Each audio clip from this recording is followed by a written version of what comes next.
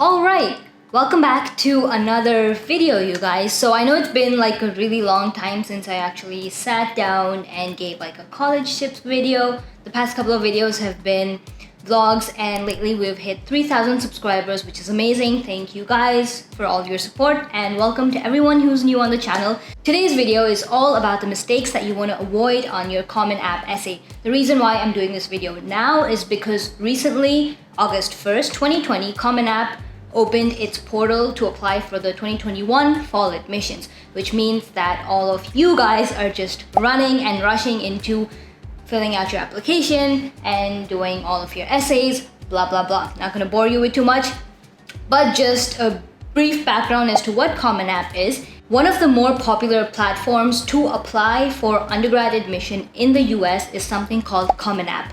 It is a website where you create your account with your information. You have a couple essay topics which rarely change. They pretty much stay the same more or less. And with that same application, you can apply to multiple colleges without having to fill out a different application for each college. So in this video, I'm going to talk about top 5 mistakes that you want to avoid when you're filling out your Common App essay. Now I know what you're thinking. These mistakes can probably be found on a Google search, blah blah blah. I know, but hold on, just listen to me for 1 second.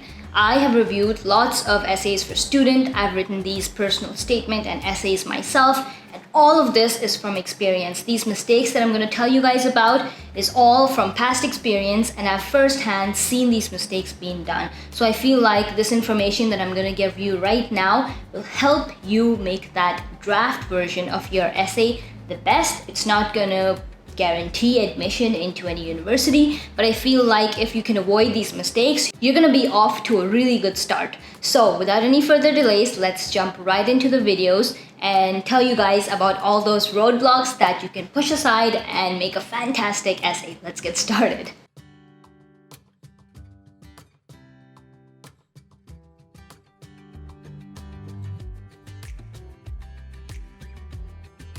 The essay topic is really tough, and with all the options that are given to you, how do you choose which one you should go for and what you should write about? Well, it's really easy, and all you have to do is answer this one question. And that question is, what are the best qualities in you, and why should this university give you that offer letter? I know that it's a two-part question, more or less, and frankly, it might be easier said than done, but if you can answer this will give you that head start and in deciding as to which essay topic you should go for and write about in your Common App essay. Now let's come to the writing part. The first draft that you make of your essay is gonna be absolute crap. You're not gonna like it, it's not gonna be fun, and the minute you put your thoughts down on a piece of paper, you're gonna think that this is utter nonsense. You're just gonna wanna crumple that paper and just throw it away in the bin. That's called a brain dump, and that's exactly what that first draft is meant to do. Basically, the idea is when you get your thoughts on a piece of paper, it's a way for your brain to understand that you're brainstorming and you're just putting your initial thoughts, what you feel, what you think you should write in your Common App essay, onto a material surface. This is gonna help you get that starting point and let your brain understand that, okay, from now on, I need to just improve this on and on and on. And that's what it's meant to be done. So don't freak out or don't feel bad that the first time you actually start writing your essay, it doesn't come out perfectly. Because I don't think anyone can do that, and that's not how it goes. You need to have multiple drafts and make sure you have that brain dump to begin with. The other thing that I've seen a lot of students do is they have this meaningless story or this really fancy metaphor in their introduction or the beginning or ending of a paragraph just to make their entire essay sound fancy. Oh my god, don't do that. Don't be that person. Now the idea is it's okay to have a metaphor or something that really connects your story as long as it's relevant to what you're talking about.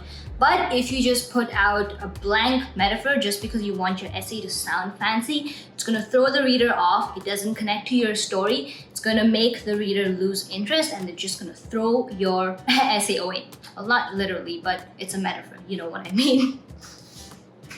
Avoid using direct statements. This experience taught me this. I did this, and after that, I became so aware and I just completely changed. What does that mean? What are you trying to show the reader? These are very direct sentences which are blank and just bland and just giving the reader information without any context.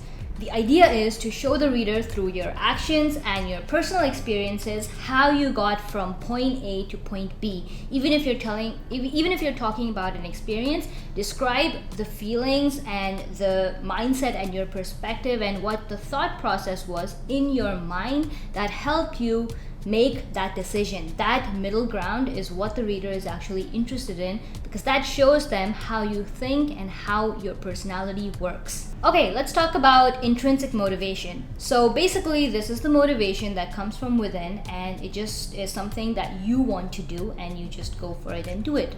Let's take something like fitness, for example. I've seen a lot of people who have this inner fire that they just want to better themselves, they want to lead a healthy lifestyle, and that's what motivates them to go to the gym every day, to eat healthy, and just maintain that on an extended period of time. Now, one of the topics in the Common App is something called talk about your personal experience, right? I've seen many students talk about how something changed them, or blah blah blah happened, and because of this I changed and I became this totally new person. It's fantastic, good for you, that's really good. But what caused that change? They don't talk about what were the factors that led to the change, what was their motivation behind that change. None of that is talked about. That's a huge red flag. That doesn't give the reader an understanding as to what you went through and why you changed. It's really important that you talk about that. The other thing is, a lot of students describe something externally that motivates them, like their family, their parents, their brother or sister, boyfriend, girlfriend, pets, whatever it may be, which is fine. But then they go on to write this huge paragraph about how important family is and how much they care about their family. You're going off track here. Now, the essay is not about why family or someone else is important to you, or how or why someone else motivates you. The essay is about you. So try to avoid talking about extrinsic motivational factors if it means that you're talking less about yourself. This is one place where you're just supposed to be talking about yourself, how your brain works, how you think, how your personality is, and you need to convince that reader in those couple hundred words to get a sense of you and give you that offer letter. So to explain this better, let's do it with an example. Let's say someone takes you to the movies and they show you the first 30 minutes of the movie, and then they show you the last 30 minutes of the movie. You saw the beginning, you saw the ending, you basically got the gist of the movie. Would you like that experience? Why would you want to sit through a 2 or 3 hour movie when you know the beginning or the end?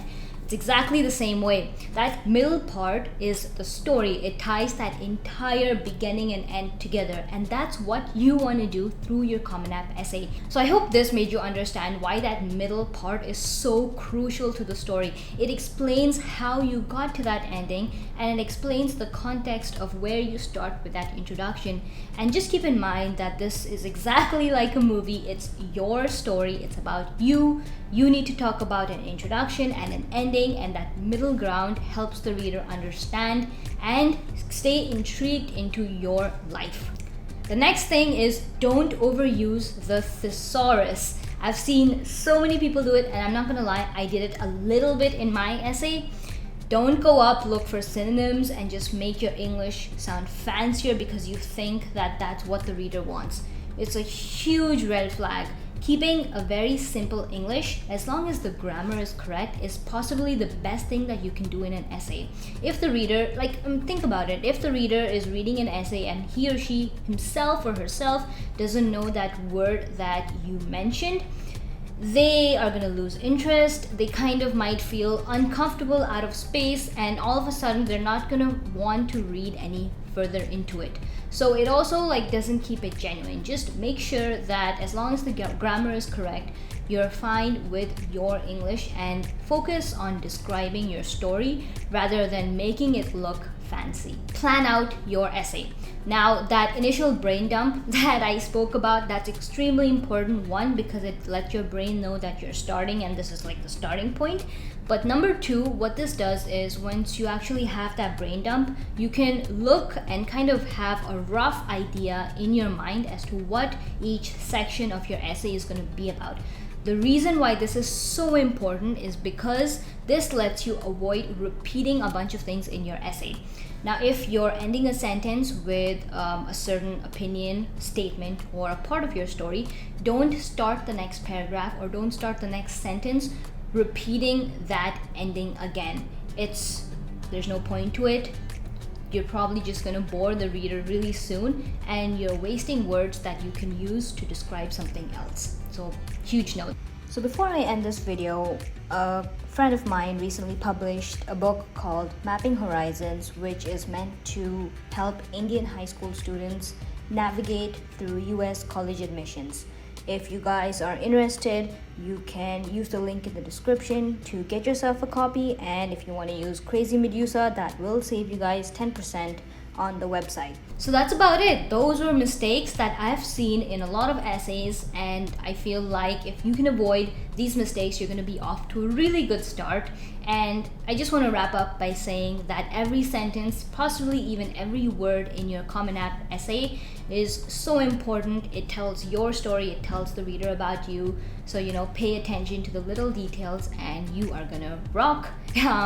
You're absolutely gonna kill it, and I hope that you guys get into your dream university, and I hope that this video helped. If it did, don't forget to like, share, subscribe, and leave a comment down below if you have any additional questions. I love interacting with you guys in the comment section.